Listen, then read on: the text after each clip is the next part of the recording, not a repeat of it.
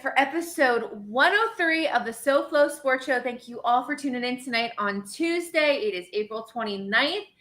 And I wish I could say Victory Tuesday, but we are hurting today. But well, it was half hurting and half elation. So a little really, bit of both. because I didn't wake up that happy today. I don't know about you, but I didn't wake up too happy. But it's never happy when a season ends. And unfortunately, and we'll get into it later with our special guest, one season ended, but another season is looking very promising as we continue our quest for the Cup, part 2. And so that's still alive, and that's what the focus is on right now. Yes, but before we get into sports talk, host 305 Sports Babe, co-host Lou from Dade, and we have a very special birthday today. It is one of our viewers, friend of the show, friend of you, friend of me, grandma of me, grandma of me you. too. Huge Dolphin fan. I'm sure if she's not in the room yet, she will be. So we'll make a mention a few times on the show. It is Joe Ebby's 83rd birthday, so please join in and wishing her a very special happy birthday. Yep, for our Fin fans in the house here, Mark Clayton, right? Number 83, Mark Clayton, the great Mark Clayton. So that is a big number, and so happy birthday, Joe. We love you. She is a diehard Fins fan. So, very opinionated. Yes, very opinionated. So as she should be. You're 83. You can say whatever the heck you want at this point. Well, she got blood today, and her nurse said, 83, no, 38. So she's telling everybody she's 38 today. So she's 38. But guys, roll with that. All right, so let's get into it. But before we bring on our guests, as we mentioned briefly before, the Miami Heat are officially eliminated from the NBA playoffs. They got swept last night by the Cleveland Cavaliers. It wasn't even swept, demolished, blown out of the water. Just a terrible, terrible game. Probably one of the worst, if not the worst, NBA games that I've ever attended in person. It's up there. And it was just, I know towards the end of the game, we were just tracking the deficit, the point deficit, thinking, is this going to break the record? That's right. And it's almost like you didn't want it to happen, but are like, hey, are we going to be part of history too? Yeah, well, we were close. It ended up being 55, and the number was 58 that we were looking at, because 58 points. It's happened twice, believe it or not. So we were right there. We were close, and we were hoping to avoid that history. Oddly enough, and I know you tweeted it out, the Miami Heat held for a long time the biggest blowout in NBA history. Ironically enough, to those same Cleveland Cavaliers, they beat us back in 1992, 148-80. And if you're not good at math, let's say it for you. It's 68 points. We now have our worst regular season loss and our biggest postseason loss, both to the same franchise, those Cavaliers. And Lou has this amazing ability in math where he can just calculate numbers like crazy. Like, no lie, guys, seriously. It's not because of sports. So I think it is because of that. Yeah. And so every few seconds I'd be like, Lou, and I'm not good at math. I'm totally history, geography type of girl.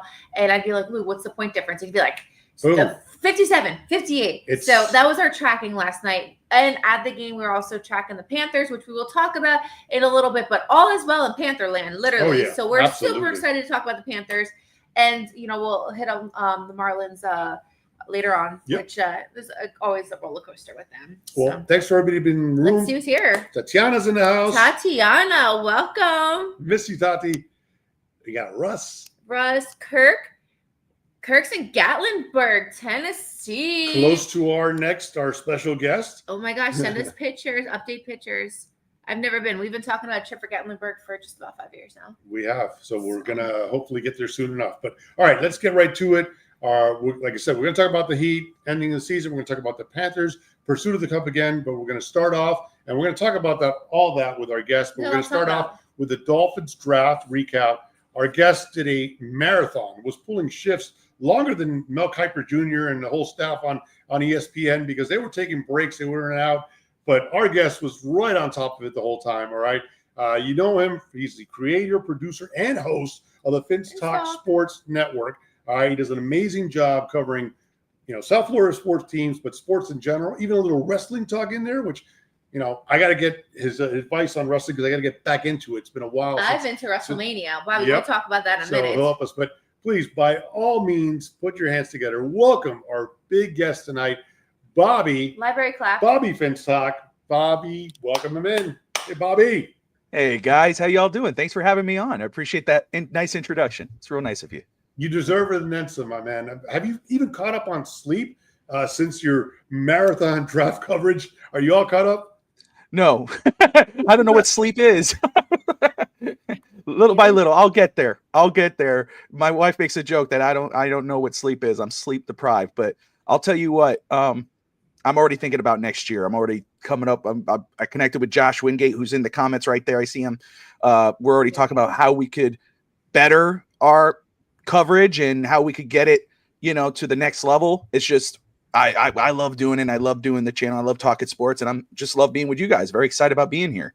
Love it. And Tatiana mentioned that, this is your passion. And just to be clear, you were not just doing this, on draft weekend. You were doing this leading up to the draft, and, as pointing out who may fall to us, what players, everything. I mean, the covers that you put, in addition to everything else great that you do, it's just so impressed by it all, man. And so I'm glad that you are starting to get some sleep or some rest, because you definitely deserve it with all the hard work you put in. But this Evan guy says he's going to be on your butt, pretty much correcting your mistakes. And he also wants to know if there's a tariff for him being Canadian to stay in the room. So do we imply a tariff on him? We'll imply a tariff only if we see the Maple Leafs in the next round. How about that? Yes. Then there will be a tariff. Yeah, damn right. Put a tariff on that guy. Oh my goodness, too funny. He's such a hater.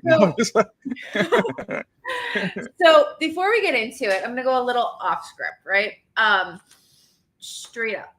Who did you think the Dolphins were going to get first round? Who did you think we were going to get that number? Just give me a name. Number 13. Who are we calling in your eyes? I was really on Jedi Barron out of Texas, the corner. That's where I was leaning towards. That was even before the Jalen Ramsey situation, honestly. I mean, I wanted BPA. That was my goal. And I know everybody's hamping on offensive line and defensive line and all this. I was like, BPA, whoever that would be. If that's Ashton Genty, if that's whomever, just go with it, because that's what Miami doesn't do. We always draft for need. But even when I was watching film, hours of film, and, and I'm looking at players, players to me is always the ones that jump on film. The ones that I love are the guys that just jump high motor, all over the place. And the guy that did that the most was Jahdae Barron. So I told the guys, I was like, this kid is off the charts. I love him. I even had him over Will Johnson. He was my second corner behind Travis Hunter. And of course, Miami didn't go that route. Miami did go D-line and went Kenneth Grant, So, and Kenneth Grant was my second DT. I liked him, but the way I felt before the pick was that after Mason Graham, D-tackle was a lot closer. Like, you could wait on D-tackle. You didn't have to, even though I think Kenneth Grant is a beast. I mean, run game, he's off the charts. He's massive. I think he'll be a fan favorite for years to come. I mean, we're all going to love him. But I was okay if we didn't get him. We took Jahdae Barron. I was okay waiting until the second or third round and picking someone else up. But Miami obviously went Kenneth Grant, and I think it was a solid pick. Now, Lou, who did you have your number one? You had somebody different. Well, no, so not so much that I had somebody different. My play and what I was hopeful was going to happen was that we were going to trade back. Yeah. I just with all our needs, and we're a team that, has not won a playoff game as documented in 25 years. Our roster has taken a hit here. We had some guys leave through free agency, some retired. So I thought getting more players, the better. And so I thought the move there was to, trade back, pick up a late first round pick, and maybe pick up a different third or fourth round pick later on, just to stockpile our picks. That's what I was leaning towards. And I wanted Membo. Of course, he goes to the Jets, right? It's like, dang, man. So I informed my uncle and my cousin. I'm like, who are Jets fans? I'm like, you guys just got my pick. Like, great job. But that's who I had my eyes on. So we know that none of that happened. We didn't necessarily get who we thought we were. And then three other guys before we really jump into Dolphins talk that I want to talk about. Cam Ward, right? Cam Ward, number one spot, Tennessee. Did you see him really go in number one, or just that maybe there might be a little coin toss and maybe he might go 2-3, or did you really see Tennessee locking it up and taking him at the number one spot? Oh yeah, 100%. I had no doubt it was going to be Cam Ward. They absolutely need a quarterback. Turn that frown upside down. I'm happy, dude. I'm just listening intently. But I guess I'll smile the whole time. No, but sorry, Fitzstanzas, they're always ruining the moments there, but that's what he does. No, I'm just playing. So no, I did. And I think it was the best option. This wasn't the best year for quarterbacks in general. Yeah. This was a very weak class. I think, but Cam Ward stood above them all. He was the only one. I'm going to be 100% honest. He's the only one on my board that had a first round grade. And so him going number one made a lot of sense. I'm very excited for him. Obviously, I think we're all biased with Hurricanes, but I actually think, if you look at what he's done throughout his football career, he's gotten better every year. He's a 0-star athlete coming out of high school, and every year he's gotten better. And look what he did to the Hurricanes. I mean, he brought the Hurricanes back to prominence. He made them legitimate again. It wasn't like, it's Dolphin fans. We love to rely on we put our pride towards the past. It's the same. And that's how kind of like the Hurricanes were. We're like, oh, that 72 undefeated season, man, we were the greatest national championship team ever, but we haven't done it. He brought us back into that conversation so much so that now we got Carson Beck. And I think after Carson Beck's leave, we'll get someone else that won't come here and maybe put themselves up in prominence. So I had no doubt in my mind he was going to be the number one pick. And the way the Tennessee Titans were kind of going about it let me in on that, by their actions, that he was going to be the number one pick. They needed a franchise quarterback. They obviously, with Marcus Mariota, Tannehill, that ship has all sailed. So it's time for them to start new, essentially rebuild freshly with the quarterback and see where that can go with them. But he put the U back on the map. Yeah, no doubt. And, the third overall number one pick from the U, you talk about Vinny Testaverde and also Cortez Kennedy, monster pick there. So it's a big deal to have the third overall, the third time that a number one selection has been made from the University of Miami. That's a huge deal. And so, also wanted to ask you about Xavier Restrepo. Yeah, was that a shock for him not to? I know there was talk about his 40 time, but the fact that he went completely undrafted. Now he ends up landing as a free agent signing with the Tennessee Titans. So it's going to reconnect him with Cam Ward, which is going to be great for both sides of that. But were you surprised that he didn't get the call? Yeah, absolutely. I thought, I know a lot of people were asking me, was he going to fall based off what he did at the combine or his pro day when he ran, and he obviously had that injury. I honestly thought, based on film alone, I was like, this kid should be drafted. I didn't think he was going to go like third or whatever, it's a fourth round, fifth round. I didn't think it hurt him. I thought it was just like, you're going to watch the film and you're like, okay, we got to get this kid because he's reliable. He's electrifying. You put on the film, he could be a QB's best friend. And he somehow, some way, maybe the injury is worse than we thought, slips through the draft, lands at Tennessee with his QB. And I think it's going to be huge. Yeah. Yeah. Sorry, not to mention that. And she won't let me color it. I've joked about it. I think it's too late now. I can't because it's so noticeable. It's become a part of the thing, the gimmick. Well, you have no room to talk, so don't even say I can't. His best friend is Just for Men. I am not only the client or whatever that commercial is, I'm also a client for Just for Men. I die a little bit. Well, you see, if I would have started early, once it started, no one would ever know. But Tati was like, I don't know. She has this thing for villain. She's like, it's like a villain look. Let's keep it, and she loves it. So I'm like, oh God, like she says, wow. Yeah, she's always saying that. She's shaved the head bald, and I'm like, geez, what the heck? I thought I married a good Catholic girl. I didn't, apparently. I don't know what the hell happened to her. So, but so yes, that's why I let the gray come in. I'm only I'm going to be 37 in July, but I look older than that, so it is what it is. So you guys look good. You and Tati are foxes. She got the Puerto Rican blood. You got the Miami, and you guys are foxes. You guys are good parents. You guys are good. Well, hold on. I want to follow up the thought here with Restrepo not being drafted. I thought it was shocking because the U has produced so many great players in so many positions, but one of them is wide receiver U, right? You got Andre Johnson, you got Michael Irvin, you got Reggie Wayne, all Hall of Famers. And so when you get a guy who broke all their records, he did something right. So you got to respect that. And I was shocked that he didn't get the call. I'm telling you, unless they know something we don't, and that injury is worse than what it was, and that's why he fell. If he ends up being healthy, he could be one of the biggest steals in the draft. No doubt. I truly think so. Yep. So the elephant in the room, right? What? You talking about me again? Well, oh my gosh. All right. So let me give you a little preface on this one. All right. Sanders, right? Okay. Like we know who Papa Sanders is, right? We grew up watching Papa Sanders and all that good stuff. And then, his son comes up and, we start making light of this the last few years. Okay, maybe this kid is going to be great. And then first round happens, doesn't get drafted. And then for sure they said, okay, tomorrow, second round, whatever, nothing. Third round, nothing.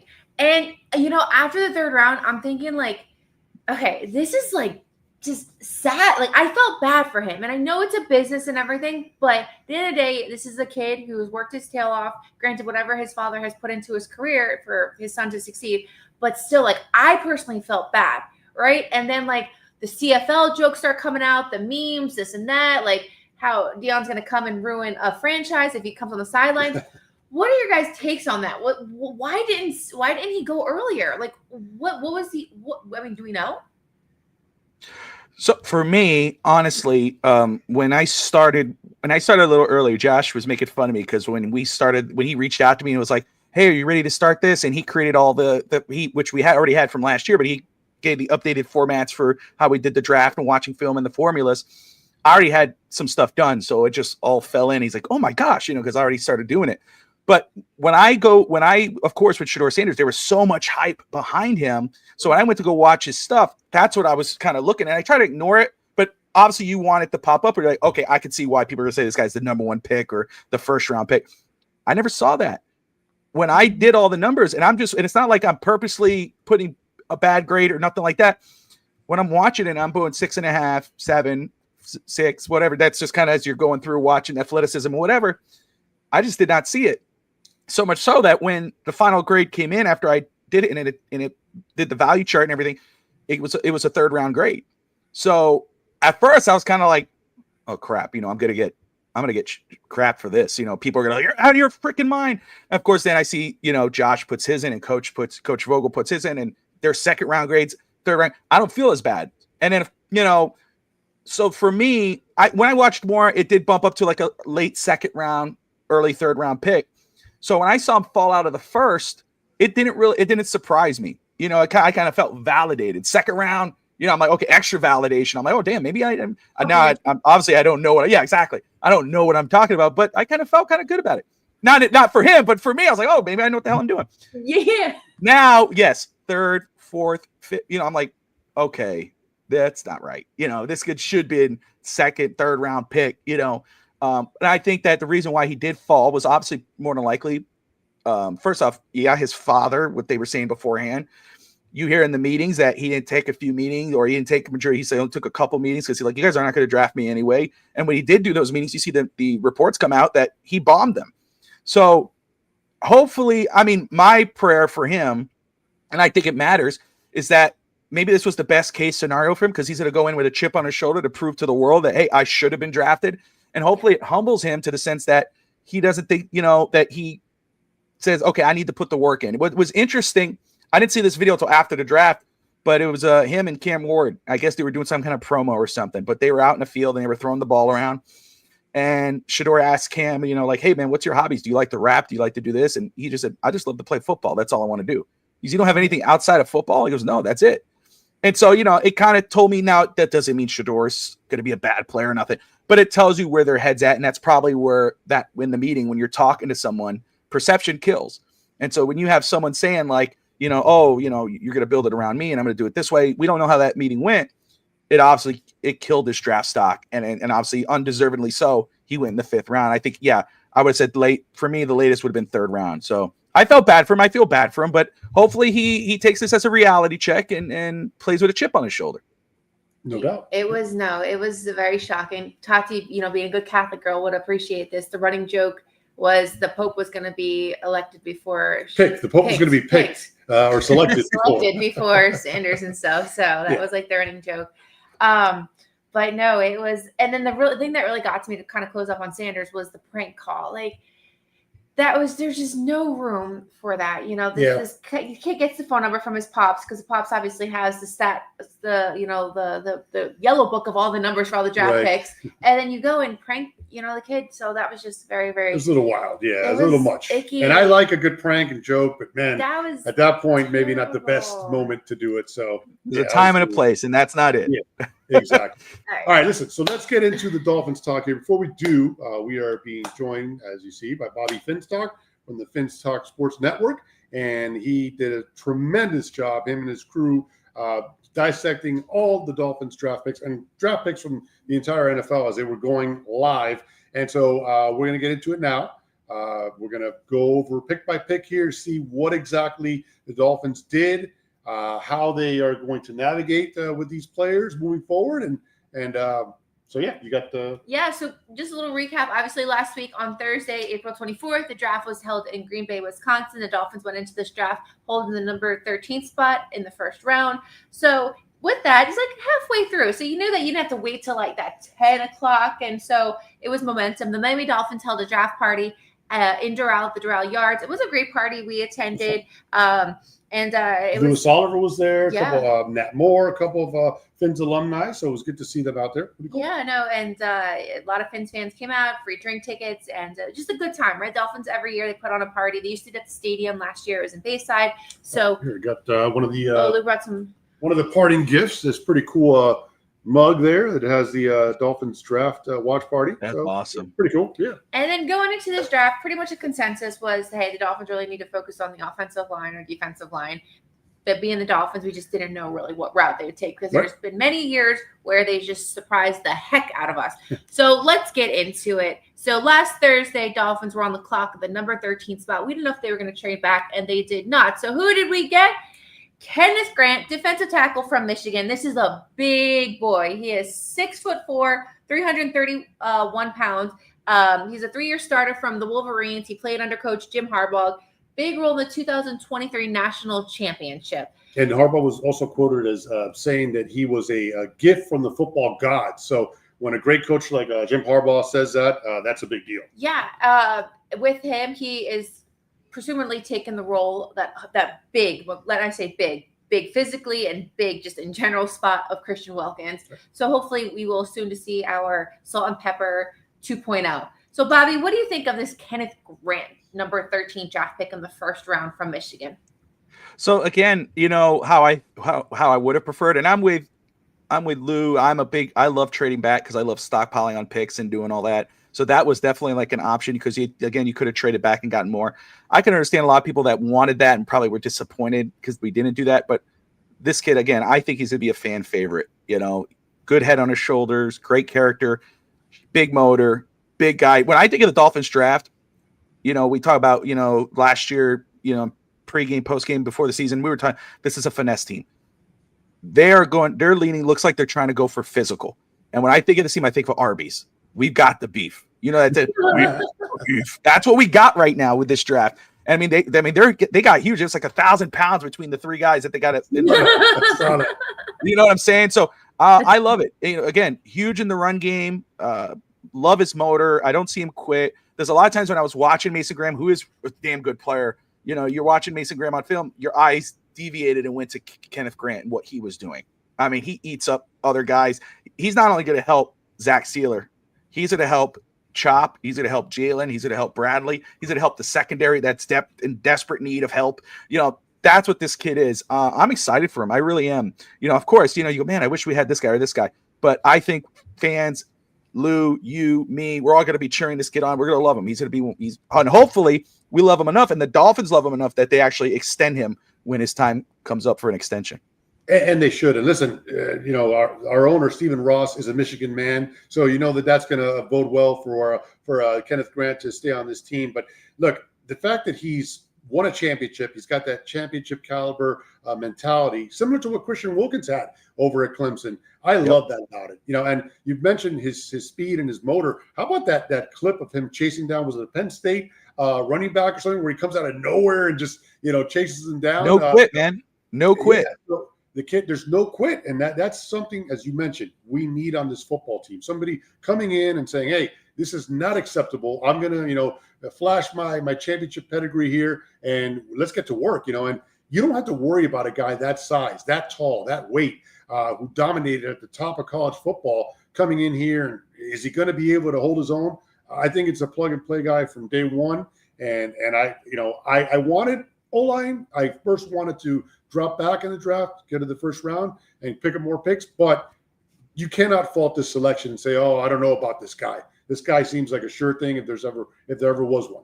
He's going to make a big presence in the interior of our defensive line, and when I mean big playmaking, and just big body presence. So I'm excited, and I hopefully, he brings in leadership qualities as well, because with Christian and humor too, right? Give us a little humor. Give us a little. If you're not going to beat Christian Wilkins, at least give us that funniness. So that was that's how the first round went for us. Before we go on, again, let's just check in the chat. Joe Ebby is in the chat. Happy birthday, Joe Ebby. It is her 83rd birthday. So wishing you a very happy birthday tonight. Happy birthday, Joe.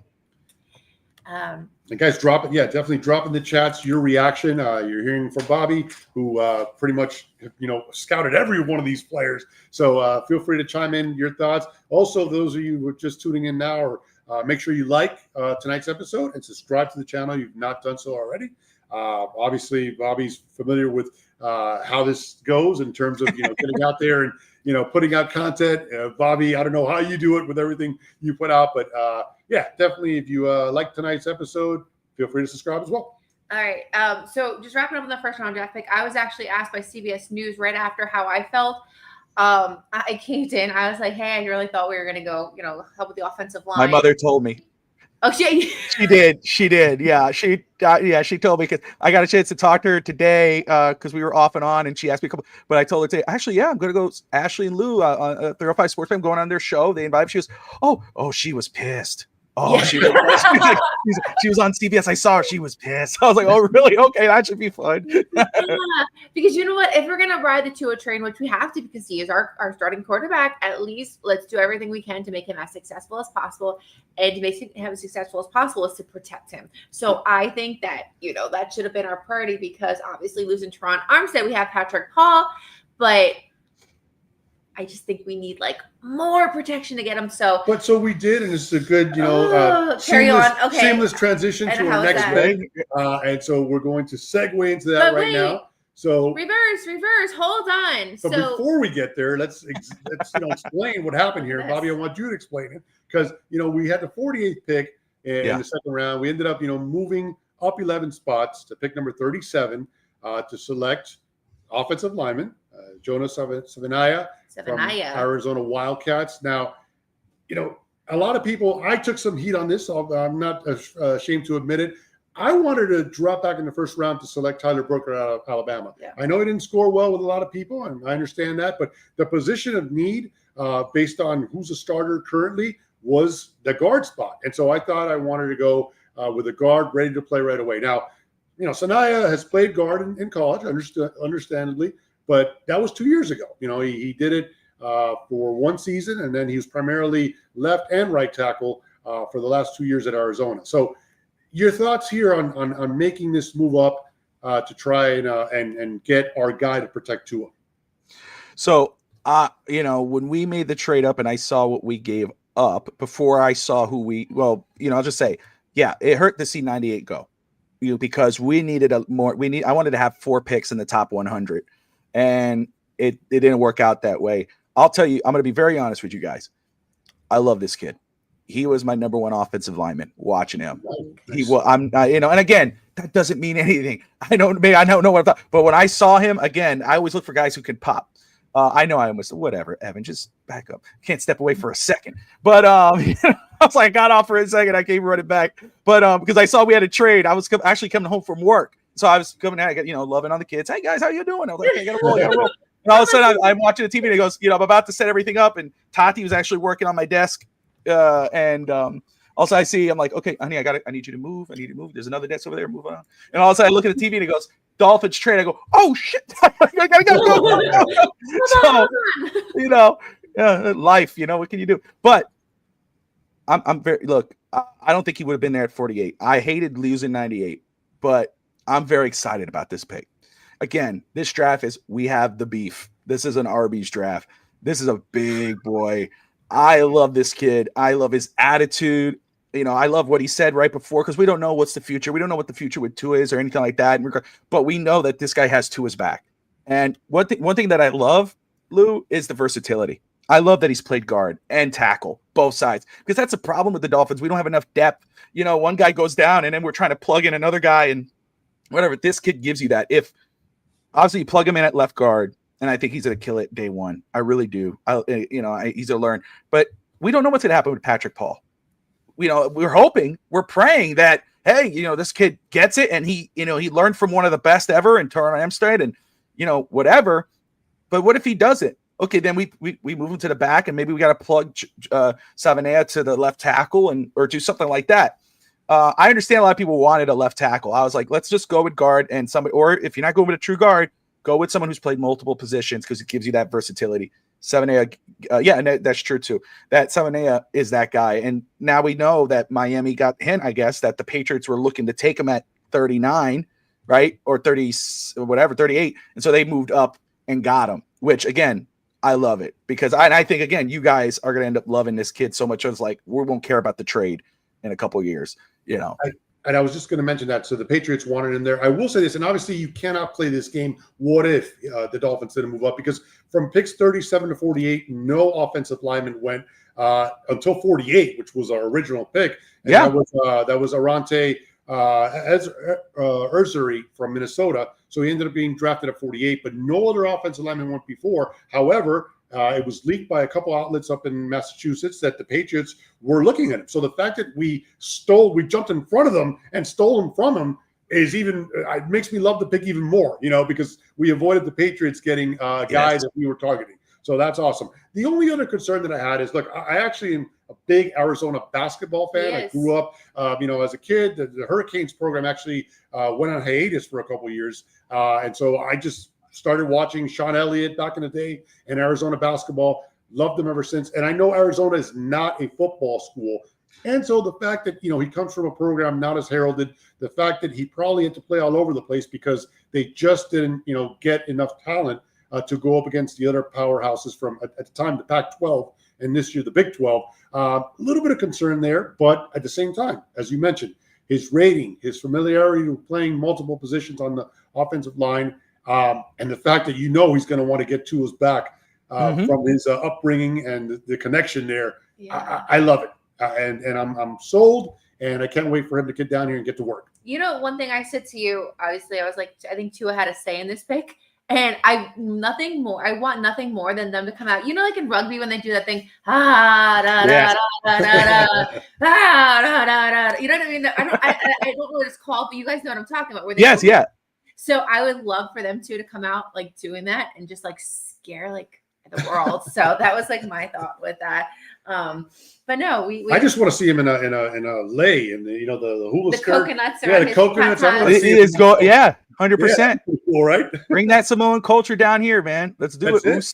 I'm down. I love it. Fashion Loop for the nice graphics. Thank you very, very much. That's very, very hard. I had crayon sketches, but Ashley cleaned that up and made it a lot better. So, all right. So let's move on here. We obviously, to select this stud that we just talked about. I want to talk about this one. Okay, so this one's crazy. Go. Sorry. We gave up a third rounder.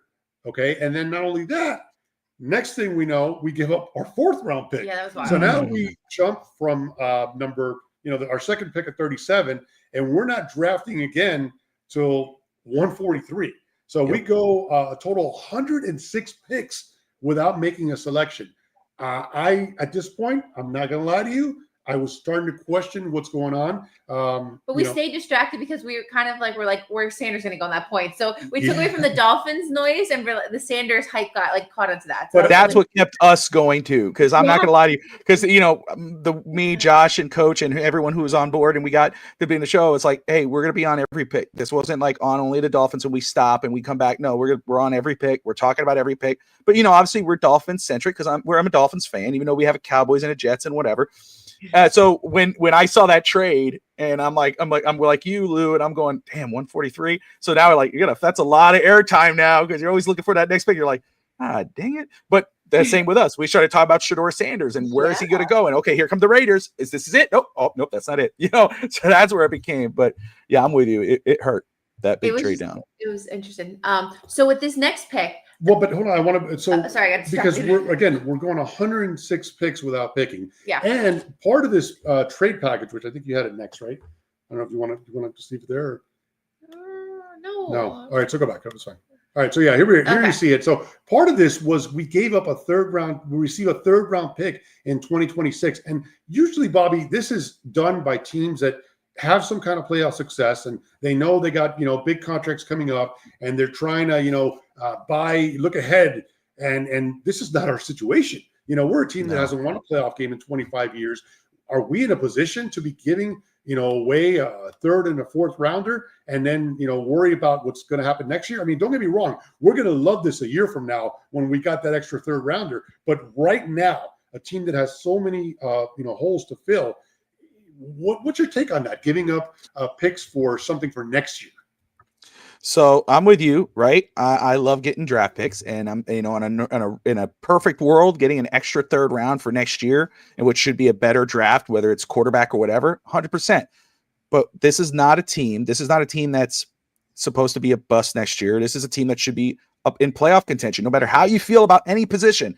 This is should be a playoff contending team, which have failed year after year, and we're diehard Dolphin fans. We put up a lot of money. You guys go to all the games. You guys do, you live down there. I guess it's a blessing in disguise that I'm up here. But at the same time, we do. And, it's disappointing. And, we all know that in reality, when a team when anybody fails at their job or struggles at their job, it's like, hey man, when are we going to change those people who are running those things? And of course, we're looking at Chris Greer and we're looking at Coach McDaniel, and you're kind of like, hey, hopefully they got a fire under their ass, and they're going to make the right decisions. But then when you see moves like this, and you see a trade down like this, and then hey, we got a third rounder next year, it makes you question. Wait a second, how are they drafting like this, and why are they doing it? Does this mean he's safe? It brings up other questions, And my only mindset is that, and my hope would be is that. Maybe Stephen Ross just said, hey man, you're safe for now. Just do your job, do whatever, and he's going to go like that. I don't know, man. I feel a certain kind of way about it too. I would hope my goal again would have been just get more draft picks for this year. So that way we fill as many needs as possible. Cause cap space is really bare to none, and hopefully put the best team on the field this season. But it looks like Miami not only has their eyes on this season, they have eyes on next season, which makes you question, what's the plan going on next season? Do these guys really have a fire under their butt? And that's the biggest fear for me, is that I hope they do, because we'd get the best product on the field next year. But if they don't, we're going to get same old. And then of course it's the same thing next season. I'm so tired of just waiting for the future, not like the now, right? I live in the now, right? And prepare for the future, but it has to be now. And I don't want to worry about 2026. I want to worry about 2025.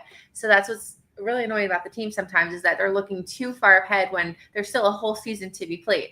But so with this pick, okay, this was very interesting because this happened when we were leaving the Panthers game. Right. And so that game, and we lost that game, by the way. So it wasn't a happy moment. So we'll talk about that in a little bit, but the game started good. And then it was just poo-poo platter, terrible. And then we left Amerant Bank Arena and it was just bad. And then you were even more madder because we were going to the Sawgrass Mills Mall. So you were just like, But then you were following the draft on your phone. I remember walking out and you were like, we just drafted Jordan Phillips.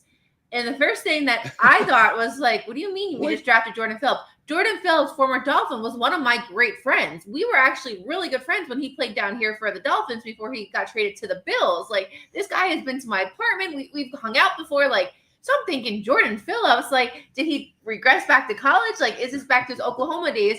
And then we made a full circle. And no, we have Jordan Phillips, kind of 2.0, this defensive tackle from Maryland.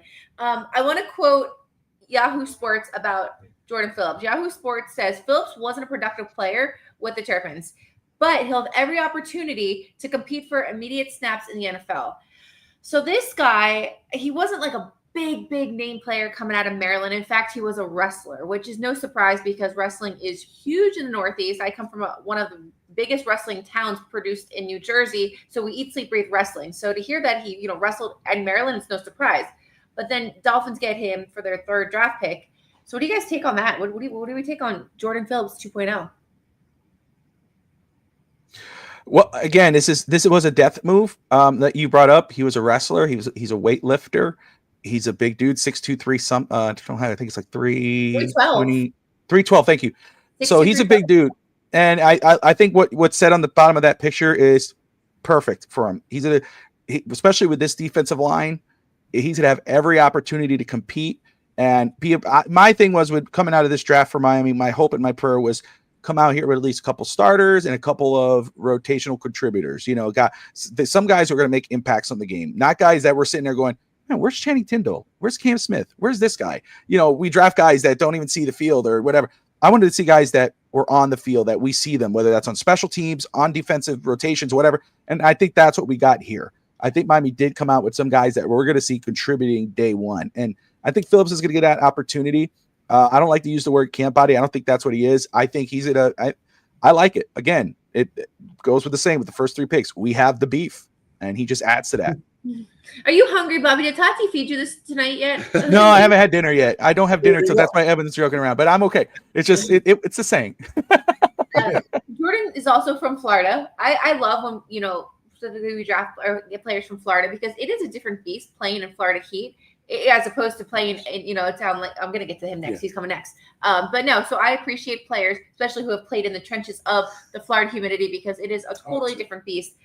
Which leads me to my next player who we've drafted, round 5, number 150 from Miami, who unfortunately played for the Gators. He got away from the Hurricanes, but he ended up in Gainesville. Jason Marshall Jr., cornerback, Florida. Okay, so this guy is 6 foot, 194 pounds. So tall and thinner, but built. Well, not thin. 194 is a good size. Considering we just spoke about guys in the 300s, he's a little on the thinner side. Considering that we've already massed 1,000. When was the last time you were 194? It's been a while. All right, then. He's a little thinner, okay? Go ahead. Tell us. I'm there, brother. I'm with you, man. I sympathize with you. I'm with you. So born and raised down here in Miami. You went to Palmetto High. So, a local kid. That's always a good story. Bobby, where'd you go to school down here? Sorry to cut you off. No, you're good. What, high school? Yeah. Miami Springs Senior High. You did go to Miami Springs Senior High. I Eagles, did. Right? The Eagles, right? Golden Hawks. Golden Hawks. Miami Springs Golden Hawks. Yes. So fun fact. No, you're good. So I'm coaching softball, middle school softball. It's been fantastic. We had a game last week. First time I've ever been to Hialeah. We played Immaculate, another Catholic school Immaculate. Yeah. And we played in the park right across from your high school. Little park, so nice. It was amazing. Yes, sir. Yeah, I remember that area well. Yeah, no, it was fantastic. All right, so this guy from Miami, go ahead. Sorry, went to Palmetto down here, local kid, 4-year player at UF. Started even his freshman year. He did miss some action last year, so we drafted a guy that missed the last 7 games of the year with a shoulder injury, which is again not something that our football team maybe should be doing. I think the issue that I took exception with this pick as well is that lack of playmaking ability. Some of his ratings, and I'll let you get to your as a tackler was bad, right? Yeah, he's not the best finisher tackling, and also not the best hands. 4 years he played, only 2 interceptions, and the knock on him was that he left a lot of INTs, on the field because he couldn't bring it down with his hand. So it's something we've been missing, and the one guy that has made a big play for us in the last couple of years, Javon Holland, in the secondary, obviously different position, but still that the Phil Mary in New York on Thanksgiving, on Black Friday, we've been missing, defensive pick sixes, and since we lost now Holland, Van Ginkel, so I wanted, if you're going to get a corner, I wanted not just a lockdown corner, but a guy that can make the big plays, and I feel that there's a little bit of knock on him for not being able to do that. So what did you have him rated as, and where do you see the Dolphins were looking at with this selection? So this was my first pick that was a head scratcher where I kind of went, oh, like I saw corner, awesome, we need it. But I saw who it was, and I'm kind of like, it wasn't even my radar. The 2 guys that I was thinking about that were still on the board that I was absolutely like, oh, we got to have these guys, was Zoff Frazier out of UTSA, 6'3", 190 something, I think. But he was a ball hawk. Of course, it's a smaller school, but still, I was in on him. I loved what I saw. And of course, Darian Strong was the other one, the other corner. But Miami went this route. Obviously, with how our corner room looks like right now, especially with Jalen Ramsey possibly being traded, the pick makes sense because of the position. It feels a need, yeah. It feels a need, but again, I don't know how I feel about the player. I'm hoping that he convinces me otherwise, but this was the first one where I was kind of like, okay, maybe they see something I don't. I hope, hey, Miami kid, again, he's a Gator. It is what it is. But I hope that, he surprises us. I hope when we watch, when we're watching training camp and preseason, he jumps up and, makes plays and we get excited. But at the same time, this was the first one where it was kind of like, damn, and I'm still kind of about that right now.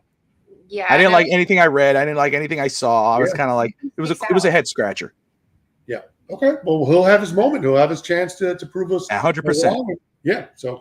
Right, with a lot of injuries, hopefully he feels. Yeah, that was the most of all the stuff we just talked about. But man, when you draft a guy that missed his last 7 games and it's a shoulder injury, it's one of the reasons why you mentioned Will Johnson earlier. Why Will Johnson slid all the way, to where he did, because people were, precautious about his injury status, and so you never want to draft a guy that couldn't finish a season and is coming off rehab. Before we jump into the next pick, totally good point by Evan. Andrew Van Ginkel signed the 1-year contract. He got paid today. Yes, okay, boy. Yeah, $23 million, dude. That's awesome. Must be nice, but no, very well deserved. He had a great year last year. He's missed down here, but I know he's super happy up there, and we wish him the best. And must be nice. All right, moving on. So we are at the number 5, 155th pick out of. Don't jump too far. No. Okay, exit full screen. Come back. Okay, so back. Number 155, 5th round pick out of College Park, Maryland. Again, Dante Trader Jr., safety, Maryland. So we're just like sucking up the Maryland life here. Yeah, and Evan mentioned as well that Tua's brother had some time in College Park, so maybe he was doing a little inside scouting for us for these selections here from Maryland. You want to mention? Yeah, so this guy is 5'11", 203. So on the thinner side again. I was a 2-sport athlete at Maryland. He also played lacrosse, but lacrosse, again, just like wrestling, is huge up there. So no surprise that he had some lacrosse time there as well. What do you think about this guy, Lou? Yeah, Bobby, you want to start this one off? No, yeah, I'll just say this was a solid pick. I like this one. Dante Trader, violent tackler. I mean, I love it. Good motor on him. I think this was the right area to get him. I had a 6th round on him, but I thought this was fine. I think he adds to that safeties room because with the guys we signed, Malifonwu and Ashton Davis, and I'm trying to remember the guy we drafted last year, McMorris. This adds this room. I think this kid, there you go, out of Delmar, Delaware. That's where Josh is from, so he loves this kid. But no, I tell you, I like this pick. I think this is a solid pick, and I think he's going to have an opportunity to possibly make the 53 if, of course, he shows up kicking ass in preseason. But I liked it enough. He was one of my late round favorites. Yep, and Ashley mentioned he's a 2-star athlete. Lacrosse is not a game for the faint, so that's a big for the weak. That's a big sport to play. So 2-star athlete, gotta love that. I love the fact that he's also a 3-year starter at Maryland. Last year he had 59 tackles, 2 INTs, and he had 5 pass breakups. So anytime, again, kind of the opposite that we talked about with Marshall. Guy that's a ball hawk, is able to get to the football, finish plays, and so I like that, and the prospects for that look well. Position of need with obviously losing Holland. You mentioned Malifonwu from Detroit coming down here as a free agent, and so I think we definitely needed to get a safety at some point here. I know you had him going in the 6th round, but fell to us in the 5th here, and hopefully he's able to make an impact on the field. Yeah, no, we have to fill Javon Holland. Obviously, he went to the New York Giants, so hopefully Dante is the guy who just picks up where Javon left off and literally go running with it. Okay, so next we have, moving forward. Okay, this is where you talked about this trade that happened. Reverse. All right, so round 6, number 179, Ollie Gordon III, running back from Oklahoma State. So with this running back position, obviously we lost Raheem Mostert. Raheem went to the Raiders, which was a stinger to me. And I know Lou gives me a lot of poop about this because he's like, oh, he's older, he's banged up, he didn't do anything last season. But I like the guy. I love the guy. But he's not the same Raheem that he used to be. So there was still a need to maybe put new blood into our running back position. He joins Devon Achane and Jalen Wright, and also the guy we just got, Alexander Mattison from, I think we got him from the Raiders. The Raiders. Yeah. Okay. So we got him from the Raiders. Oli comes from Oklahoma State, and Cowboys went 3 for 9 last year. So he's coming off a really icky season. Yeah. The Cowboys haven't really been a big factor. Obviously, the small school next to Oklahoma Sooners. They're not small school, but they're into the shadows of the Oklahoma Sooners program. But Bobby, give us some more info on Gordon. Gordon the third. Yeah, what's your take on? I absolutely loved this pick.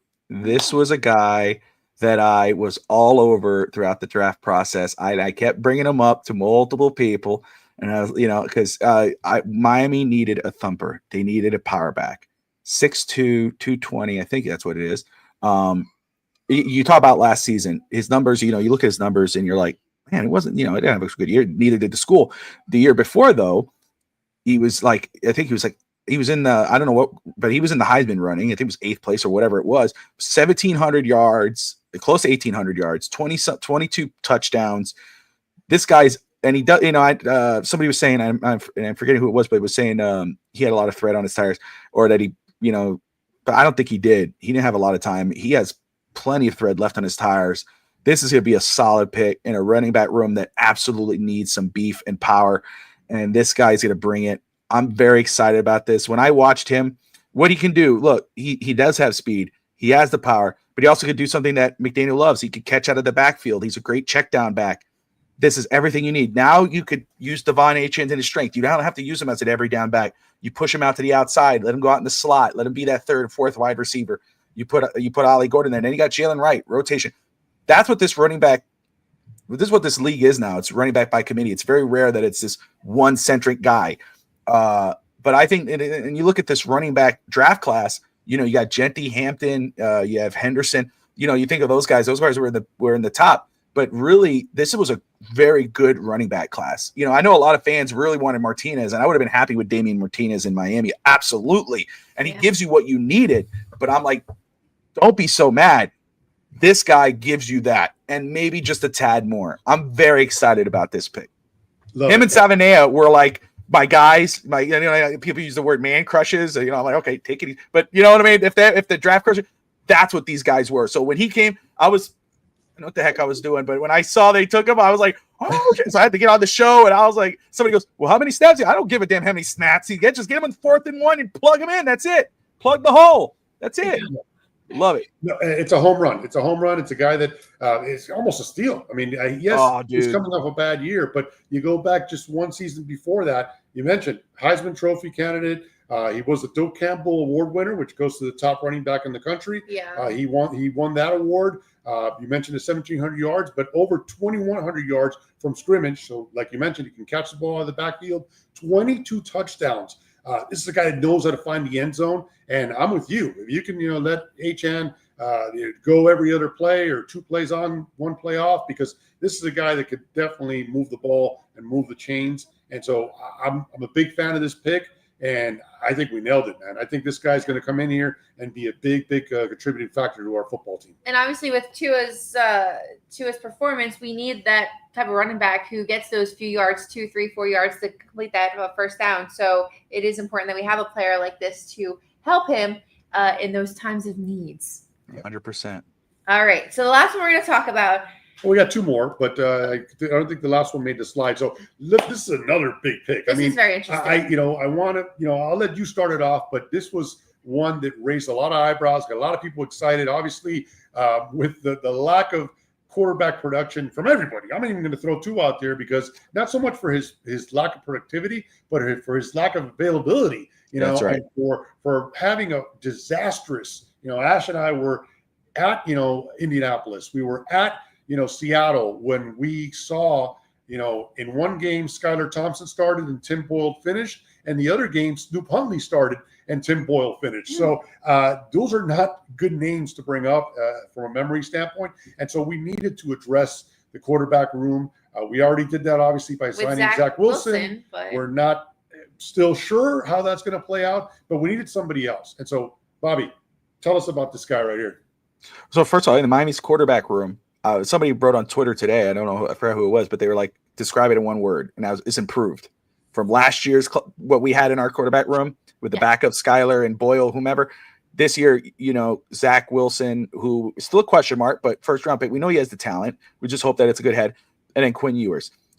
Okay, this pick right here, you got him at 231. We were talking about Shedeur Sanders in the 5th round. I was very surprised that Quinn Eers was still on the board in the 7th round. There was a point last year or the year before that this he was the number 1 quarterback coming out of high school, going into college. He was projected to be a first-round pick, sometimes the number 1 overall pick a couple years back. Now, of course, 3rd-round pick before this draft. And he had a low 2nd round, high 3rd round pick for me in regards of film. To get him in the 7th round is amazing value. I think this was a solid move. I was very excited about this pick, just based off potential. And I know a lot of people, you have a lot of Dolphin fans. You got the 2 anons and the 2 haters and the 2 whatevers. They're going to go all over the place. Of course, the 2 haters who just want to get over it. They're like, oh, this guy's the future franchise. Hey, let's slow down. Let's be reasonable here. Give the kid a chance. You know what I mean? Like, I get it. And you're right. The most important, the dire thing with Tua is reliability, availability. And you can love him or you could hate him. That's the main thing that is the centerpiece for everybody, is he has to be available, and he hardly ever is. So at least through the whole season, this kind of gives you that little bit of security. But also, you get a chance that if and when Tua does go down, and hope if Zach Wilson does great, good, or he does good enough, good. We win a couple games with him, great. If not, the season's lost. Hey, guess what? Let's plug in Quinn Ewers. Let's see what we have in him. Let's see if there's a future with this kid. That's what this offers you. And what's great is you got him in the 7th round. So you're not locked in. Lou, it's not like we got him, or actually we sound like we got him in the 1st round and like, oh, dude, we're stuck with him for 3 more years or whatever. No, you got him in the 7th. If he comes in and balls out, awesome. You got him a 7th round pick on the cheap. If he doesn't, guess what? We got an extra 3rd. Next year we have a top 5 pick. And guess what? The quarterback class is way better. So this was a solid pick. It was an insurance pick, but I think it's like low risk, very high reward type situation. No doubt. And, this is a spot where, there is some kind of a track record. Most recently, Mr. Irrelevant, Brock Purdy, is now a starter and thriving in San Francisco. Yeah. And then some other guy from New England, Tom Shady, or I don't know what the guy's name is, but he was a late round Bradford, I think. Kind of made it all right, made a career for himself. So, again, nothing to lose here, taking a pick this late for a position that, we've had some questions. It's kind of important to win games. Yeah, no, it is the most important. And then, a big time career at Texas, which Texas plays in a power conference, and big. He's played in big games. Yeah, he's done it all. Yeah, started playing under pressure. He's played in stadiums with thousands and thousands hundreds of people. Of thousands. So started at Ohio State, didn't make it there, but a 3-year starter at Texas. Last year, 3,500 yards and 31 big touchdowns. Lost in the playoff to Ohio State, who ended up winning the national championship. So again, a guy that's been proven to play in big games. I love it. Welcome him into that quarterback room. And how about that battle for the backup role between him and Zach Wilson? That's going to be must-watch, training camp topic right there. I can't wait for preseason just to see these guys on the field. I really can't. Cap in the chat. Cap has a new man crush, y'all. Savanaya. All right, let's there see. You go. See that. But no, with Quinn, I'll tell you one thing that I just wanted to add with Quinn is that how they have the camera on some of these guys, and I love that, like seeing the inside, seeing the family, mama, aunt, everybody. When they showed Quinn like a few times, he had a whole damn zoo behind him. It was a whole damn taxidermy. I'm like, Lou, there's a moose, there's a cow, there's a chicken. Like, he had the whole farm. And I love animals more than anything. I'm like little St. Francis of Assisi here. But literally, I counted like 90 animals that he had hanging. I'm like, he can't be coming down here doing that. Let the Everglades be the Everglades. Like, well, listen, we do have an iguana problem down here. So. We do. Yes, it's still there. Big moose and just big things. And then I don't know if they're real or dead. And I'm like, what is this? But then sure enough, a few rounds later, he's on our team. So, I mean, Crocodile Dundee in a flesh coming to Miami. There you go. I love it. Right, that's perfect. So, let me take this off. So let's hit our final pick here of the draft. Round 7th pick, number 253 overall. Zeke Biggers. Again, you got to be very careful when you say his last name. That's Biggers with a B. Just make sure you don't slip there. Isn't that a strip club?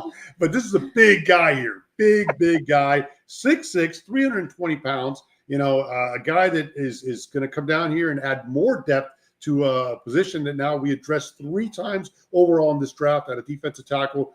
Dramatically fix that line. And look, whether you agree with it or not, it was needed. I mean, you got the MVP, the reigning MVP, playing in the division twice a year. Hopefully we see him in the playoffs for a 3rd meeting. You got to have some stability on that front line, and you got to make sure that you make these quarterbacks work for it. And here's a guy that did a lot of that. And so, Bobby, go ahead and give us the bio on this pick here. No, I'll just say, again, I'm with everything you said. You took all the words out of my mouth. It's a solid pick just because it's what you desperately needed. We talked about the Kenneth Grant pick, and a lot of people, I wanted the corner. Some people want offensive line, or Evan wanted the wide receiver out of Arizona. People want Ashton Genty. Why did we make that big? Well, if you look at free agency, and Chris Kerr keeps talking about that, the street free agents, if you look at everyone who's available, the one that had the most slim pickings was defensive line, defensive tackle. So Miami obviously went into this draft like, okay, we're going to dive deep into this and get as many as we can. And I'm not going to use the beef, even though I just did. But again, that just adds it all up. I don't know how much weight we got on this team, but that just adds to it. And I hope that he comes in and shows out in training camp. I love the pick just because it adds to a defensive line that was very weak and a big question mark, especially when Calais Campbell left. So now you come in with Kenneth Grant, you come in there with Jordan Phillips, and then now Zeke Biggers. You come in there and you're like, damn, okay, wow. So one of these guys, well, we would hope Kenneth Grant, but one of these two guys are going to come in and show out. And usually Miami does pretty well with these when they come undrafted or drafted for players that are from the D line. So I'm excited about the pick. Anthony Weaver's going to have a lot of fun. And another thought that I just had when we talked about weight, even though we already ate dinner tonight, and this is a serious thought, though, our team plane. Obviously, you guys know the plane can only hold so much weight up there. We're going to need to, distribute. I have a secondary plane, I think. Obviously a secondary plane, and make sure distribute on the plane side and everything. Like, this is we have no room to talk. You and I are larger people. But it's like, I think of this stuff that our plane, I worry about to make sure we get there safe because there's a lot of weight on that plane now. Yeah, there is. You have to space out. You in the front of the plane, you in the back, you in the middle. Even it out. It's very interesting. These boys are eating these days. Some big boys out there. And look, at 6'6", this is a guy that also batted down 4 during his career, 4 field goal attempts. So he's got to go up and block that ball, kind of like Dikembe Mutombo, the late great Dikembe Mutombo. Rest in peace.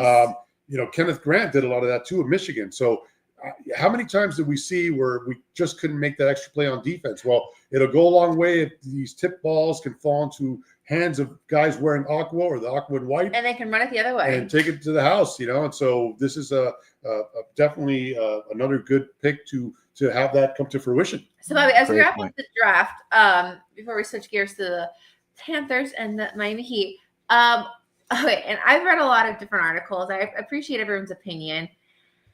But I want his opinion. This is the guy whose opinion matters. Yes. So, the average rating for this draft, what I've seen, is a big old C. It's about average. That's about average. Lou, if I got a C when I was growing up, my butt would have been whipped. Okay, C is bad in my household. Really? If we had a child and they brought home a C, they're going to be getting the chancleta. C's are bad. No, C's are not good. I mean, Bobby, first of all, are C's good in your household? If your kids bring home C's, you're not having it. Are you not having it? And then on the other part of that question, what do you rank the Dolphins draft? Or how do you rate them? Where do you see okay, so mom is a lot harder on the grade. Yeah. Tati's a little more like, she's like, if it becomes a whole thing, you got to sit down and talk what's going on. I'm more like, hey, you know what? You're trying. You got to get that up to a B or a C plus. Let's move it up. Now if you come to me with a 0, now we got a problem because I'm asking you every day. If you have homework, if you have this, because 0 means you didn't try and you didn't do anything. That's ridiculous. That's been a talk here. But like an F, obviously you don't want F, and I'm not saying that. But if you come with a C, it's like, hey, what happened? What's up? C plus. Okay. So but she's the one who's like, I mean, my goodness, I'm at work and she's messaging me, oh, did you see this? Look at this grade. I'm like, okay, well, let me get home first. We'll take care of that. We'll take care of it when I get home. No. But Evan says a B plus. Yeah. Okay. So guys, in the chat, as Bobby tells us what he's gonna reveal to his grade, drop what you guys think. So we have Evan saying a B plus. We have Josh saying a C plus, Tati said C's were only acceptable for my brother, not for me. Okay, There you same go. here, Okay. Tati. As my brother is okay for him to get the okay. So I As we dive into the little house in San Germán, Puerto Rico, what happened between in the Irizarry household? So guys, drop in the Take chat. it out on her. Don't do it. If you're watching over on X, come on over to YouTube so you can participate in our chat here. Drop into the chat what you think the Dolphins' grade is, and then Bobby, give us what's the letter? Grade? What are you dropping on? Professor Bobby. So I'm gonna be honest. First, again, there's you got Ollie Gordon, you got Kenneth Grant, you got Jonas Savanaya. The guys I like a lot. Very excited. Quinn Eers, I like a lot. But again, you left a lot to be, with the cornerback position. What happened there? You took Jason Marshall, and I'm like, you left Zaf Frazier on the board again. And again, everyone has a difference of opinion. I love how people go, there's no way that guy's gonna be in the first round. There's no way that guy's gonna follow that. We don't know. We don't know how these, it's hard to give grades because we don't know how these guys are going to play. Guys always say give it 2 years. But if I had to give a grade right now, just because of the trade back or the trade forward, and you lost that pick and you only had 2 picks, and I'm with Josh. I think a C+ is fair for this right now. For right now, I think a C+ is fair, just because again, that like Jordan Phillips, Jason Marshall, those are kind of question marks. There was, to me, on my board, there were players that were better. That doesn't mean that I think they're going to suck or they're bad or whatever. These guys could be great, and I'm rooting for them 100%. But I think there were still some players, at least for me, that were on the board that would have been better picks at that time, at that moment in time. So that would be where I was like, hey, C+. And then, of course, when a year comes from now, we're like, hey, how do we grade these guys? Which guys actually showed up and played? Whatever, Evan. Whatever. Optimist. Listen, I'm with you though. He gives the show an A+. The show, perfect. We'll take that. But I'm with you. I think because of some of those picks that you mentioned, Marshall. You got some guys that are developmental players, if you will, or guys that you're not sure what they're rating based on the rating. You're not sure what kind of production they're going to give you at this level. And again, we are not in a position with this football team to take a flyer on a guy. You got to make sure that you covered all your tracks. And so that's where I think that's an accurate and correct, report card grading for this draft. And again, we're going to know soon enough. We're going to know a lot more about it next year when we use that 3rd round pick to hopefully select somebody that can help us as well. But because of the uncertainties at some spots, I'm with you. I think a C+ is about right. How about you, Ash? What do you think? I'm so negative when it comes to these drafts. In fact, 60% of all NFL draft picks end up not working out. I've been through the Deion Jordan. I've been through all those, this is going to be the guy, So the fact that we didn't go offensive line first draft, like first round, like destroyed me, because I was so set on, hey, if I'm going to buy into Tua, which I have to, right? Like this is my quarterback, right? And I'm like, if I'm really going to, drink the Kool-Aid and play onto Tua and believe in him as much as possible, you better give him all the tools he can to succeed. And the fact that we didn't necessarily go right there to give him all those weapons, I was kind of like, dang, right? And then my guys who I liked, obviously I like Memba, who I mentioned before, was kind of like, all right. And then he goes to the Jets. So all in all, I'll give it a C+, right? I'll give it a C+. So are not good. Yeah, that's not a good grade for me. So I wasn't. Yeah. All right. Well, again, we'll know more here soon enough. And so, Bobby, before we wrap up the portion of the draft talk here, what about players that were signed after the fact? Anybody stand out? I know that the list is accumulating every day, and there'll be more moves made. But what about guys that we signed off the streets that didn't get drafted? Anybody you want to drop in there? And then the second part to that is the follow-up move, Jalen Ramsey and possibly Tyreek. What do you think of those 2 players and their prospects of being or not being with the 2025 Miami Dolphins? So first, with the undrafted free agents, I'm still going through that list. I'm still reviewing those guys. I will say I'm intrigued they went really hard on wide receivers, and I'm intrigued by that. And I'm intrigued by Armstrong. Armstrong from Oklahoma. I'm very intrigued. I want to see that I still have the film open. I'm not gonna lie to you guys here, but that's crazy. I'm already looking at 26. Like we started the board, and I watched some offensive line. That's why I'm like, I know we're big on offensive line, but next year there's be some really good picks there too. But I'm still going through undrafted free agents, but I'm very intrigued by the receivers, and I'm very intrigued by Armstrong. I will let you guys know once I get through that. I'll shoot you guys. Hey guys, these are the guys that I really liked. In regard to, first off, Jalen Ramsey, I don't think this is something that just came up. Obviously, I think this is something that's been building up for a while. Obviously, when he was traded here, he was traded under the premise that this is a playoff contending, Super Bowl contending team with all the talent. I think that when he started seeing how everything was going down, and then, of course, Tua getting hurt and the drama with Tyreek, and then Calais is gone and Armstead retires, I think this was basically, and I've said this on the show, that I believe he went to McDaniel and he went to Greer and he said, "Shut up, Evan." That he said, "Hey, what's the plan? What's the plan moving forward? What are you guys doing? Because I didn't come here to die. I didn't come here to retire. I came here to win." And maybe they were honest enough and they didn't BS him and say, "Hey, man, we don't know what the plan is. We got to figure this out as we go. The cap is tight and everything else." And basically came to the decision that they can't work together, and now they have to make a decision and move forward. Obviously, there's some reports. I think Armando Salgaro and trying to remember who else. There were two guys.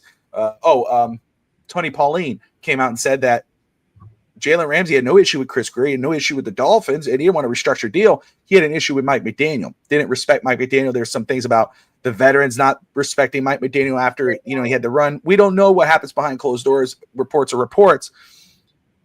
All I know is I think for sure that needs to end. I know they say, "Oh, we're not going to close the door on ending the relationship. Maybe we can work this out." And hey, yeah, in a perfect world, you work it out, and then now you don't feel as bad about your defensive back room. But all in all, when you get those type of reports and you already announced to the world that you're looking to trade them, just move on from them. It's just better break it off. In regards to Tyreek Hill, so I've had a lot to say about this, and I know that people, I have a Tyreek jersey there, and hey, if he stays with the Dolphins, if he, as long as he gets his head in the game and he kicks ass and everything, hey, all power to you. You're wearing the aqua and orange, I support you. But they should get rid of that guy yesterday. And the reason I feel that way is I don't care about what he said after the game. Sometimes we get hot, right? We get pissed. Sometimes when we're mad, we'll say something we don't mean, and it's hurtful, it's whatever. But then you say something, and at the end, it's cool. Hey, man, I'm sorry. It's all good, brother. Don't worry about it. We move forward. What bothers me, and 1,000%, is quitting on your team. Yeah. Him quitting on the team. Like, I can understand, like, if you work something out with McDaniel before, hey, man, if the Chiefs are losing or whatever, and we have no chance, I'm going to go ahead and take it. I'm going to get out. I'm going to sit out and whatever. Okay, that's a different story. I get it. You're protecting yourself. Yeah. But when you start the game, and you're there with your guys, and you're one of the quote-unquote leaders of this team, one of the stars in the NFL, voted the best player in the NFL by your peers, and you're one of the captains fighting for a chance at playoffs or fighting for a chance just to go out on, play for something, and you see the score, and you go, "Nope, I'm done." And Jalen Waddle, the poor dude, is saying, "Hey, man, are you done? What are you doing?" Yeah. And, that's embarrassing. That's where I'm like, you know what, man? You quit on us. You quit on the team. We don't need you. That bothers me more. Obviously, we know the off-the-field stuff and all that. I don't know what happens behind closed doors, but still, obviously, that's a bad look. It's a crappy situation to have him as a captain of the team. And, Greer saying, when he said Zealer and he said, "Oh, and Tyreek too," it's like, really? We're saying Tyreek's a captain? You really want this guy being the leader of your team? Your young receivers or players looking at him as a leading example? It's a horrible example. And look, as long as he wears the uniform and he's playing on Sundays, I will cheer when he scores. I will be excited when we're winning and if he's there. But honest to God, we need to move on from him. That's it. Just because that quitting on the team thing, it's the wrong thing. I don't know. It's hard to get past that point. Well, with that quitting on a team, I know somebody else who quit on a team a few months back. I'm going with this, Jimmy Butler, switching gears. Speaking about the Miami Heat, obviously not too much to say. This is just really numb and surreal for us Heat lifers here. Last night, the Heat got defeated at the Kaseya Center against the Cavaliers to finish up the series. We got swept 4 games straight. We lost by 55 points, which almost was the record. We were at the game. It was terrible from the start. It just continued on. The last 2 games have been probably Tyler Hero's 2 worst games. He's going to remember those games for the rest of his career. I believe all this really happened. All this derailment happened because of Jimmy Butler. I don't want to obviously I don't want to give him that much attention, but it was such a distraction. And that type of distraction is not what Heat culture is. I don't think there's a crack in Heat culture necessarily. I think everything's still fine with Pat Riley, Spo, everything's still good. but changes need to be made. We lost by 37 points, game 3, 55 points, game 4. And a guy like Andrew Wiggins looked like he didn't even want to be there.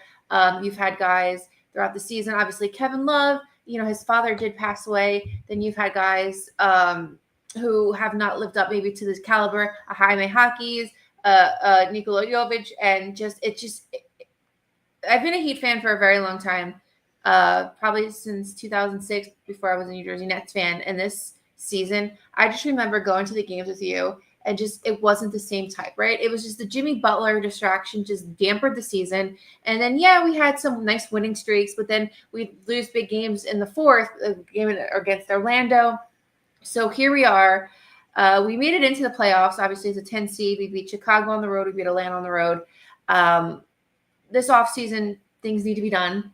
I personally would love to go for John Morant if he could stay out of trouble, which is a very big. I don't want that's Jimmy Butler 2.0. No. And then even more than him, I'm gonna be honest with you guys, and you're gonna be like, oh, just because you like him. I want Giannis here more than anybody. And so I don't think the Heat culture can go on just being mediocre with the lineup we have. Tyler Hero is not Jimmy Butler. He will never be. And we just need a big name player unless this is going to be a mediocre season moving forward. What do you guys think about that? Bobby? Yeah, so I'm with Lou with Ja. I'm not sold on Ja, but Giannis, who wouldn't want Giannis, right? I mean, Giannis Antetokounmpo is the Greek freak is something else, even at his age, and I mean to have him on the team would be awesome. It's just what you give up for him because here's where I stand. I've said this a lot on East 10th Street Boys and with Alex, and when growing up, Alex was always the Heat guy. Even though I love basketball and I love the Heat, he was basketball, I was football. Like we would always, that's how it was. Yeah. I'm on a sense like every season we, and you see these younger fans on Twitter and it just drives me crazy because they're already get rid of Riley and Stephen A. Smith said something stupid to me too. It's like, gee, God, you guys don't really, it's not always greener on the other side. I mean, you could be Dolphin fans, you could be Marlins, even though Marlins are doing well. Shout out to the Marlins. I'm proud of them. I'm just saying, what I mean? We've been through hell. But, I mean, this is a tough patch. I get it. And those kids don't only know Jimmy Butler or the LeBron years. And they, but for me, every year it's like, oh, Donovan Mitchell, he could be available in a trade. Go get him. Oh, Damian Lillard, go get him. Oh, this guy, go get him. Go. And so we set ourselves up for disappointment when we don't get these guys, And, so Stephen A. Smith said, well, if you really want people to come to Miami, you got to get rid of Riley. But first off, Damian Lillard wanted to come to Miami. The Portland Trail Blazers did not want that to happen. I said at the beginning of the season that I think Miami should get rid of Butler, not because I hated Butler or anything, but just because, hey, he's on a contract year. Get the most out of him right now before it's too late. And Alex was like, no, let's write it out, and let the season end and whatever. Obviously, no one thought, because we all thought, hey, Jimmy loves it in Miami. Hopefully, if it is his last year, he plays. And he said to everybody, hey, I'm not worried about the contract. I'm not worried about this. I'm here to win and whatever. Obviously, that was not the case. We all been misled, bamboozled, or whatever. He brought the team down, and it is what it is. Finally, they get rid of him. Obviously, it took a while for the team to start getting their footing back together. The guys starting to get comfortable in their roles. And, of course, we all figured out, I think everybody knew how this might end, just not in the way it ended as bad as it did. I'm where, look, if we get a star or Miami gets teased with a star, I'm not going to be zoned in on that star. Fool me once, shame on you. Fool me twice, shame on me. Fool me 3 times, I'm a jackass. Be a jackass. So, like, you know what I mean? Like, okay, I'm not. What I'm focused on is the draft. What I'm focused on is what we can do with the young guys that we got. Just like I'm not as deep as the NFL draft, but NBA draft we do on the network too on FTSN. And this is to sound like I'm patting myself back, but I will. The 3 years I've hit all 3 draft picks before everybody's talking about everybody else. I was Nikolai Jovic. I was like, hey man, we need that Serbian. We got him, and I was like, holy crap. Jaime Jaquez, I love that kid, and I know he had a bad year, but guys, be patient with him. He had a sophomore slump, but I remember I was like, this kid reminds me of like a poor man's Jimmy Butler. He could do it all. He's not going to be some superstar, but he's going to be a damn good. And he came in at a strong rookie year. And then Khalil Ware, we needed size, and we got him. I love the young pieces we have, and I love what Miami's done with the young the draft picks. I'm not somebody. I don't believe in tanking. I don't believe in losing. I want to always win. I want to get in the play. Even if we get blown up in the playoffs, I don't give a damn. Get to win every game. So they lost their draft pick, but we still have Golden State. We have that 20th pick. And there's some quality players in this draft. Of course, we all want Cooper Flag and all, oh my God, such a dream. Not going to happen. But there's some decent guys, Hugo Gonzalez, and there's Liam McNeely or whatever the heck his name. There's some solid guys in there. So as much as, yes, we're in an awesome world and a great situation, if we could get Giannis without, breaking the bank, that would be awesome. But I'd love for Miami to kind of just say, hey, you know what? Let's build these young guys up. Let's go ahead and use that 20th pick and go get a young guy, hopefully a game changer, and see what we can get there. Instead of, maybe you want to grab one of these big pieces, but who would we want to really give up? Would you want to give up Bam? Probably is the most attractive piece for the Miami Heat, or Tyler Hero, who's our most effective piece on the Miami Heat. You have Duncan Robinson. And I know, if Courtney or Doll's Diaries Doll sees this, she'll be pissed. But Duncan Robinson, that's a big deal, right? That's a big contract. That's a movable. Move him and get other smaller quality pieces in there. Terry Rozier. I know my son hates Terry Rozier and he doesn't even watch it. And he's I can't stand Terry Rozier when I'm beating him in NBA because he thinks he's better. My son's like, I can beat you. And let's go. And all of a sudden, I beat him. He's like, this guy plays like Terry Rozier. He hates him. So I get it. But at the same time, he has a big deal. Instead, we got to be real. The pieces that we have are not going to get these mega stars. We got to look at the secondary, third guys, and then try to build our guys up. Obviously Miami Dolphins are where it's we always, how can't we re-sign or extend our guys? Why do we always have to, we get rid of them and then we keep these, because Miami is such a loophole. And that's kind of where I think the Heat is right now. It's we trade for these stars or these wannabe whatever. And now we can't even keep our own guys. We can't build these guys up and extend them and then have our homegrown stars that we learn to love and, like a Jordan Phillips or Christian Wilkins or whomever. We can't even keep those guys because we're too busy trading for a Tyreek who's only here for 3 years and then you bounce him, or 2 years and then you bounce him. That's where the Heat is right now. I love to see the Heat kind of, I know it's going to suck. Obviously, we're not going anywhere. We're diehard fans for life, no matter what. I'm okay. The Heat giving me 3 championships. Yeah. Right. They've given me 3 championships. I loved every minute of it. I've been through the hard times. People go, nobody's had a worse season than this year. Well, Michael Beasley, we forget that year before that, I say, there's some, maybe you trade some pieces. The Heat, Spoelstra has said big changes are going to be done. Bam Adebayo's hinted at that. We'll see what that means. Obviously, I think maybe Bam's kind of hinting at Miami, hey, you got to go do something because he's a star in this league. But I'm not going to get hooked on any star player. I'm like, hey, let's focus on the draft. Let's get a young kid in here. Trade the tradable assets, whether that's a Duncan or a Terry Rozier, and try to bring back Davion Mitchell. I'm more intrigued by that. Bring him back. That guy is a tone setter. So just some follow-up thoughts with that. You mentioned what can we trade? I'm willing to trade my husband for a big name. So that's a very draft pick. Right. And then the other thing you mentioned was, the draft picks that we've had throughout the years. Shout out to Adam Simon and crew because they really do a great job putting eyes on these players to really see the talent out there. So we do have an amazing staff, front office, all going all the way up who really do their due diligence. The other thing I wanted to say, the third thing was, you also mentioned how, we get invested in these players, these prospect players who, I might come to Miami. I have a quick story about Lou. We were at the Sawgrass Mills Mall 2 years ago, maybe last year. We go to the Adidas store. Babe, we're not Adidas people. We're Nike people, right? He goes, no, I got to get these shoes. Babe, what shoes do you need? I need to get the Dame Lillard shoes. He's coming to Miami. He actually got the Dame Lillard shoes because he thought. We thought, yeah. No, you thought. Right. And guess where those shoes are? They're in our bedroom with dust. Untouched, sitting there.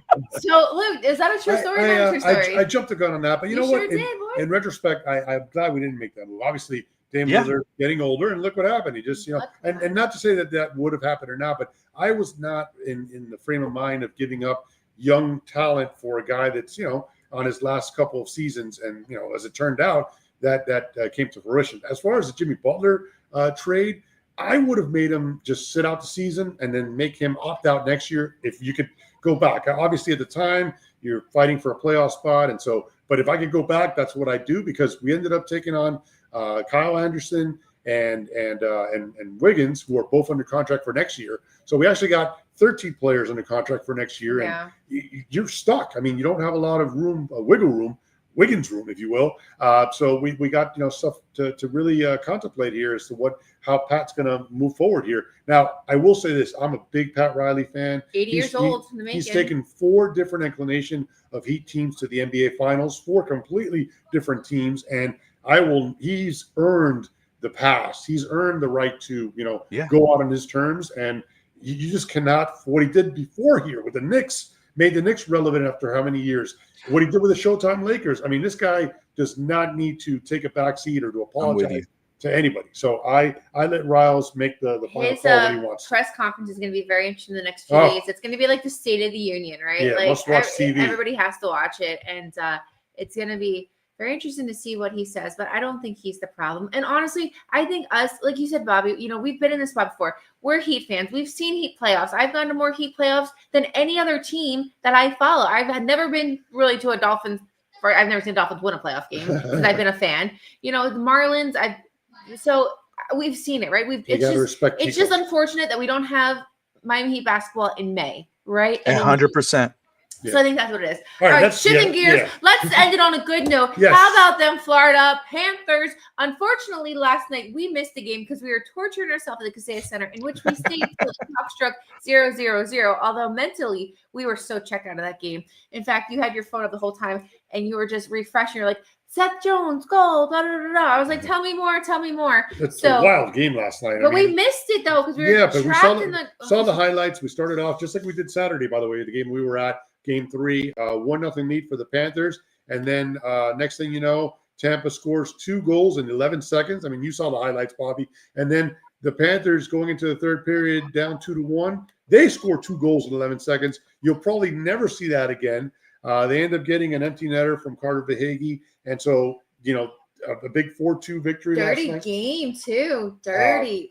4-2 victory last night, and now a 3-1 series lead. Going to Tampa Bobby, tomorrow. you were at the Nashville Predators, Florida Panthers game. I know you were there with your boy and your father-in-law, I believe, too? Yes, yep. So, that was awesome. You saw the champion Cats in their defense season this year. What do you think of this team, man, and all they've done for this town and how this is a hockey town now, man? Before you said that, I got away 30. That's what I said. It was a very, very, very bad. Yeah, talk about that too. That big hit by Aaron Ekblad, and so now just a little return love is what he did. Being reviewed by the league could potentially lead to something more.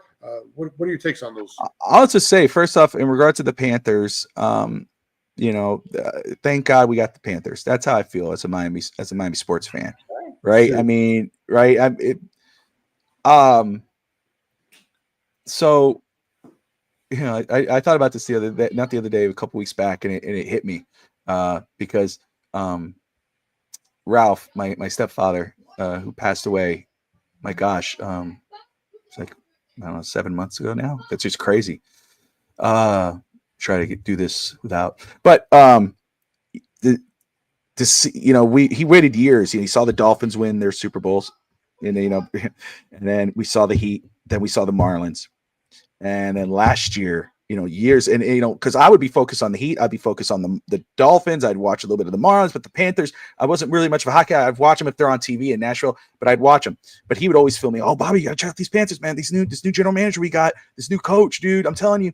So so I have a real, I remember going to when I was a game, and you'd be on this TV, the news reporter, dirty rats. So I remember my kids, how the hell did the rats come from? Which is just so cool. And to be able to see the Panthers win the championship the way they did, Bobrovsky and Ekblad and Kachuk, and it made me more of a diehard than I was, because it was like, he's like, I'm a fan because they're from Miami. Any team from Miami, I'm a fan of. But it was like, but they were like, it was like, oh, secondary. Oh, what's TV? Dolphins or Panthers? I'm gonna watch Dolphins. But to see the Panthers and get to experience this, and more with my kids too. I mean, take my kids to a game and they're screaming at the top of their lungs, and it's the fighting. It's like, that's freaking cool, man. And going to a game is so much better. Like, and don't get me wrong, the playoffs was awesome. The first time I actually sat down and watched on TV every game, and I was going crazy. And they won the championship, and to be able to celebrate and then talk to Ralph on the phone. And so that was that's really cool. And I'll tell you what, now, when I watch them, and I watch them against the Predators, which is huge here. You think Nashville, you don't think that, they would. No, it's a hockey town. Yeah. They have Tennessee Titans, but they are a hockey town. And it's a great, if and when you guys ever come, go to a Preds game, whoever's playing, it's a great experience. They're awesome there, and they're great fans and everything.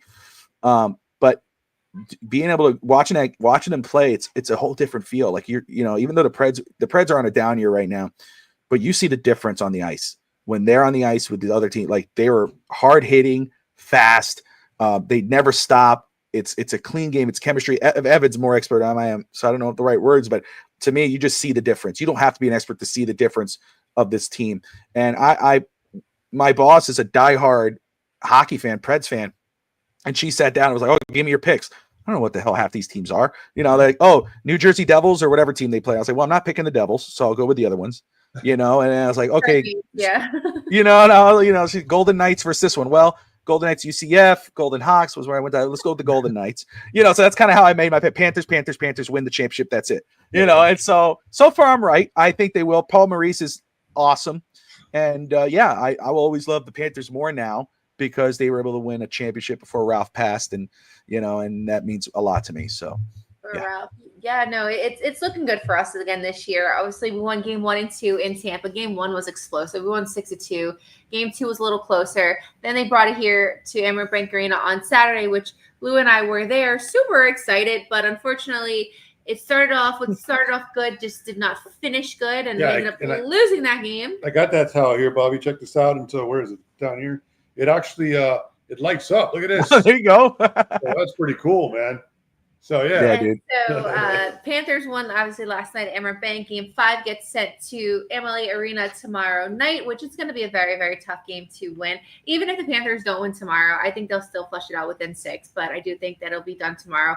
Then after that, it's projected that we will go on to play a Canada team, which will be the Toronto Maple Leafs or the Ottawa Senators. Right now, it's Toronto leading 3-1 that series. Yeah, but it's going to be if again don't want to count our rats before they scram here, but we definitely are hopeful that the Panthers will get that one more win to advance on, and they will likely be playing against a Canadian team. But I'm with you, man. It's been a tremendous story down here. The fans have flocked to this team. That parade on the beaches of Fort Lauderdale was something epic. Yeah. That we can only hope the Dolphins top that in future years.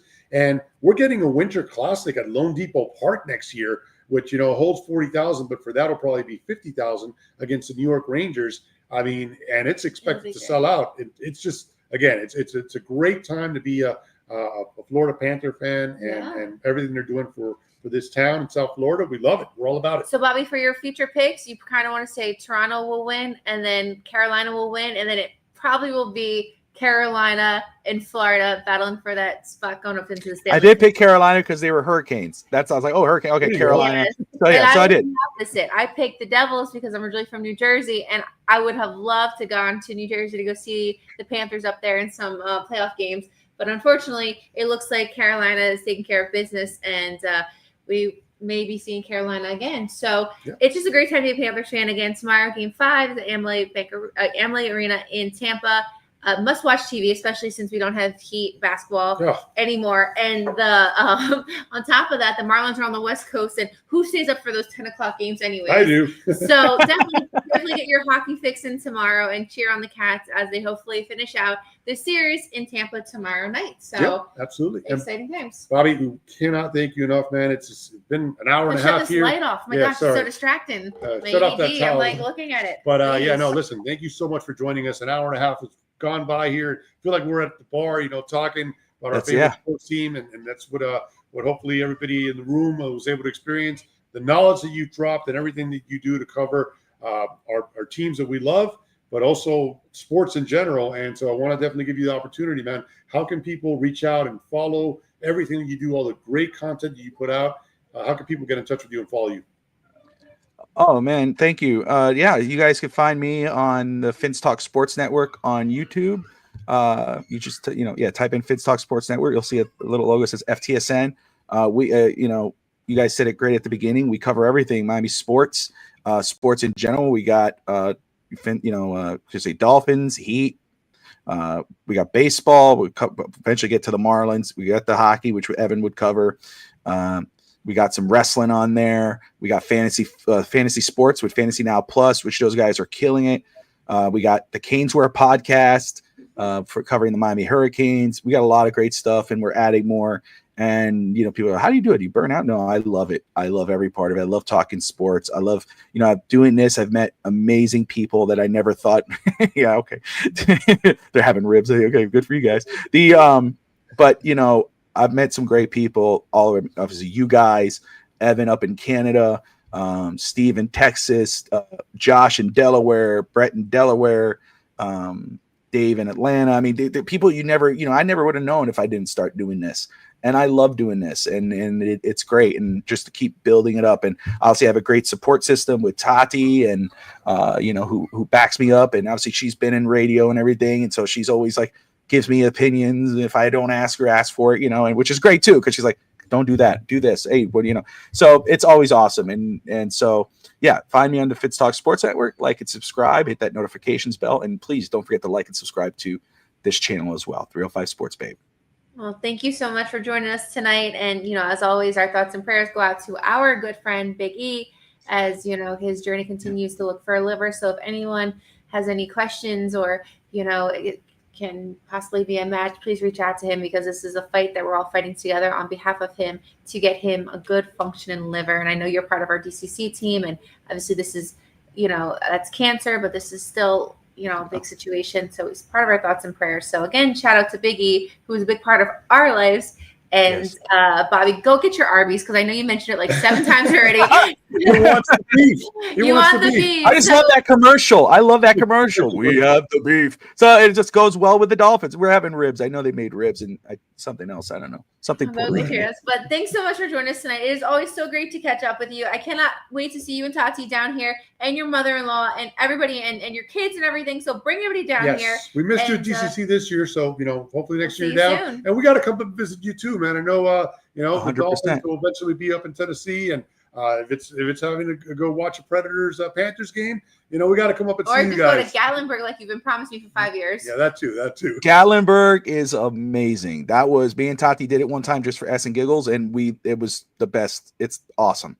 So but absolutely, I've heard try it out. Itineraries of him, like different cabins in Dollywood, and it's always like, oh, we gotta do this instead. So I have like 7 itineraries planned. We'll make it happen. Here to Wazoo about it. So, anyways, Bobby, thank you so much for hanging us tonight. We will catch you guys soon.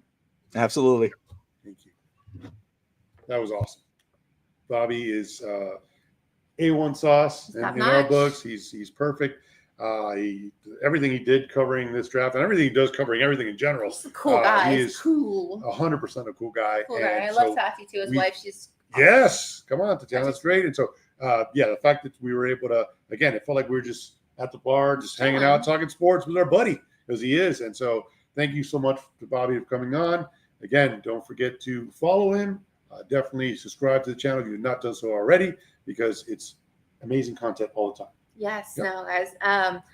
Before we let you go, again, Heat have officially been eliminated from the 2025 NBA playoffs. It was a short run. Got swept by the Cleveland Cavaliers. Just say Cavs. The Cavs.